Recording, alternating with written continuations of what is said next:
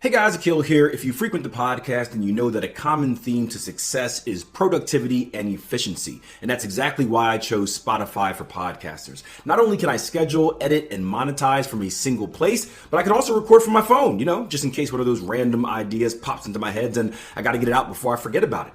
Spotify for podcasters also helps me take the conversation to you guys, the fans, by allowing me to do video, share polls, and ask questions, which is, well, what keeps the show rolling. So if you're looking for the easiest way to streamline the podcasting process and maybe, put a few extra bucks in your pocket at the end of each month, check out Spotify for podcasters. I use it. I love it. I recommend it. Hey guys, Akil Stokes here. Welcome back to another episode of the Trading Coach Podcast. Today, we're going to talk about dealing with losses, why losses hurt so much, and what we can do to really start shifting our mindset so that we don't give losses too much value. Now, if you guys are new to the podcast, do me a favor, subscribe to the show wherever you're listening at. Also, if you can take a second to leave me a rating and a review, that would be a great way to support the show. So, in a recent Trading Coach Podcast episode, again, I always, hopefully, I never know in what order do I put these things out. Actually, recently, I just kind of blew up my external hard drive and I can't access my folders. So I'm hoping that I could present you with past episodes, but that's a battle for another time. But if everything goes correctly, recently on the Trading Coach Podcast, I put out a podcast talking about 6 words that can kind of help you and get you grounded and start helping you develop more confidence. And those 6 words were, what's the worst that could happen? And we looked at it as sort of being like a pattern interrupt, where whenever we're in a state of uncertainty, whenever we're in a state of fear, which is caused by the uncertainty, instead of kind of letting our thoughts and our mind kind of take us down this deep, dark path to the worst case scenario in the world, giving ourselves a little pause where it's like, boom, wait a minute, let's not take this out of hand, let's not embellish this more than it needs to be. What is the worst that can happen? And literally thinking about our risk, not just on a trading chart, which is something we always want to do, but in life as well.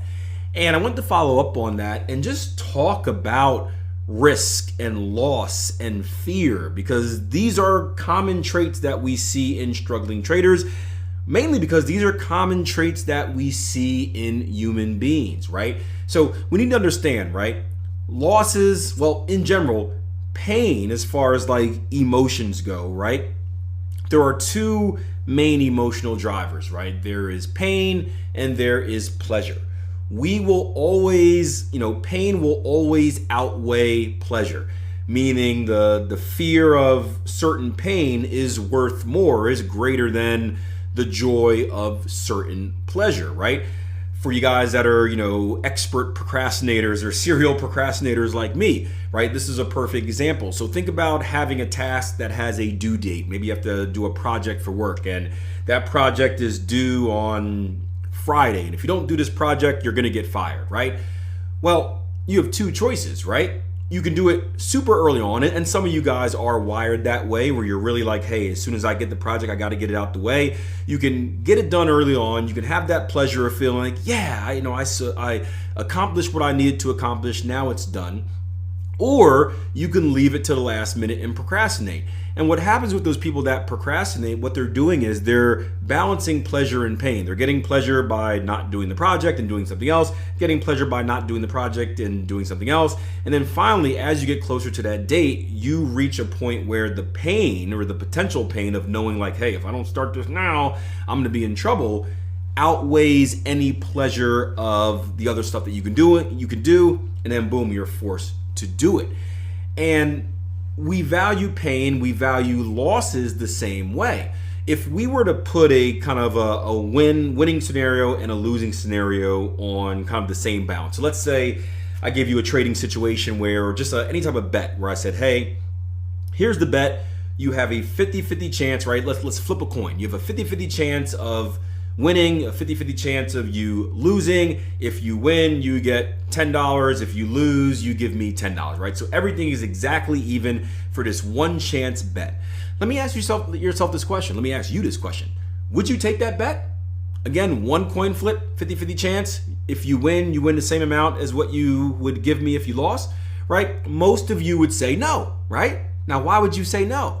Well, because it's not worth the risk. Well, why do we all of a sudden think about the risk? What about the reward, right? We have exactly the same percentage chance of making money than we do of losing money. So why is the first thing that comes to our mind, no, I'm not taking that bet? And I'm with you. I wouldn't take that bet either, right? Maybe with $10 I would, but like with a substantial amount of money, I'm pretty cheap. Actually, I probably still wouldn't with $10 knowing my frugal behind.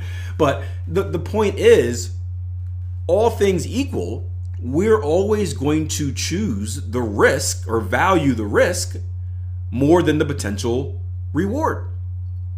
Even in other aspects of life, when we think about negative thoughts and positive thoughts, right? Negative thoughts stick with us more than positive thoughts. I forgot the exact number, but I've always heard that if you want to combat a negative thought in your head, you've got to say like 6 or 7, maybe even 10 positive thoughts just to offset it. So we're always valuing these losses more than the potential loss, more than the win, right? So let's go back to that coin flip scenario, right? 50-50 chance, right? What if I change the odds a little bit? What if I said, hey, we have maybe it's not a coin flip, but something else, where you have a 60% chance of winning and only a 40% chance of losing. Same thing, if you win, you get $10. If you lose $10. Boom. Are you taking the bet now? Well, maybe a few of you guys are now shifting like, well, you know what? The odds are more in my favor. I might take that. But I would bet that a handful of you, the majority of you, are still saying, nah, it's just not worth the risk. Right? And then as we shift that number up, 60 to 65, 65 to 70, 75 to 80, right? Eventually we get to a point where everyone would take it, right? Probably everyone would take it, maybe not even 90%. I would guess that most of us would take it at 90%. There'd still be some people out there that says it's not worth the risk because it's the unknown and stuff like that. But we would have to shift those percentages massively into the favor of us winning in order to finally value the winning side of things and think about that in the correct way versus the losing side. We could do the same with the risk reward as well. So instead of kind of win 10 if you win, lose 10 if you lose, we can make it win 20 if you win, lose 15 if you lose, right? And stuff like that. The same thing goes into play, right? We would have to shift the odds massively in our favor for most of us to be comfortable taking that bet. Now, the thing is, we do this in real life. This is not too different than what we do in trading, right? If you look at trading strategies, what are we doing, right? We are betting on the unknown. Now, it's not just a one-off type of deal. We are hopefully surviving long enough to consistently execute many trades, and the more trades we execute, the closer we're going to be to our edge. But the same thing applies on any given trade. We don't know the outcome, right? So if you're a trader with a 50-50 win percentage, right? Historically, I'm between 45 and 55%, so I win about 50% of the time. I'm probably valuing the fear first. I'm going into every trade saying, oh my gosh, I'm probably going to lose. And this is why we see many of those emotional mistakes come up. This is why we see so many traders that are fearful. And then to combat that, we have to have a higher win percentage. We have to be in the 70% or the 80%. And that's why you see so many traders flock to these strategies with this super high win percentage. Now, the problem in trading is this. One, there's not a lot of strategies that win 80% of the time. Trust me, there are not. So it's very, very hard to get your win percentage to that level where you're completely comfortable and trustworthy and analyzing correctly the win side. The other option would be shifting the risk reward, right? Where, hey, if I give myself a much better risk reward, I win 4 times my loss, then I'm more comfortable trading that. The problem is, the higher you shift that win percentage, typically the lower that risk reward goes. So what I mean by is this, right? If we're starting right in the middle, 50-50, 1-to-1 risk reward, absolutely break even aside from fees and all that fun stuff, boom, as I increase my win percentage from 50 to 60 to 70, right, there's a good chance that my risk reward is going to drop. Now, I'm not dropping from 1-to-1, but let's say I'm a 50% trader that has a 3-to-1 risk reward on average. Well, when I go to 60%, maybe that drops to 2-to-1. When I go to 70%, maybe that drops to 1.5-to-1. So although we're increasing one thing and we get all excited about that, we're most likely decreasing the other thing, which puts us in the same boat where we're still a little bit fearful. Now, not necessarily because of the win percentage, but now because the risk reward isn't great enough. The payoff versus the loss isn't substantial enough. And when we do take that loss, which will absolutely come, even if you're a 70% trader, you're going to lose 3 out of every 10 trades. We're still valuing those losses more than the win, even though we shouldn't, right? So it's a sick little mind game that we play with ourselves, but it's all due to how we're conditioned. And I'm talking even being conditioned from school. I'm thinking about being a student and getting my test back, and let's say I get a 90% on a test, giving myself a little too much credit, right? It's a 10 question test, or it's a 100 question quiz. I get 90%, so I got 90 right and 10 wrong. Well, what is the first thing I notice? Well, I notice the 10 little red dashes next to the wrong answers, right? Because I value that more. So we are conditioned to think this way. And even bigger picture, going outside of trading specifically, let's talk about entrepreneurship. Let's talk about, in general, your comfort zone, right? We always talk about the comfort zone being this bubble where everything's safe, and then outside that comfort zone is the best things in life, right? Well, why are so many people afraid to chase their dreams? Why are so many people afraid to leave that comfort zone, right? It's because of the risk, right? Now, you think about it for a second. The reward of leaving that comfort zone is so much higher than the reward of staying in it. But again, we don't value it because we feel it to be a little bit more risky. The truth is, it's probably not that more risky. If 2020 taught us anything about job security, none of us are safe, right? None of us are safe. I don't care who you are, right? And especially, you're not safe, or at least this is how I believe it, you're not really safe when you are under the control of someone else. This is the biggest reason I wanted to become an entrepreneur, because I was working a job once and I got fired. And I didn't do anything wrong and I got fired. And this was the first time I've ever been fired from a job, right? In my mind, I'm an athlete. Like you do what the coach tells you, you'll get to be in the game. So the same thing working. If I just do everything I'm supposed to do, like I'll have a job. Like that's how jobs work. And I was doing everything I was supposed to do, and I got fired. And I wasn't upset that I got fired. I was upset that they didn't tell me. I went into a 5 o'clock shift and found out. I could have stayed in my bed, man. So I wasn't upset that I got fired.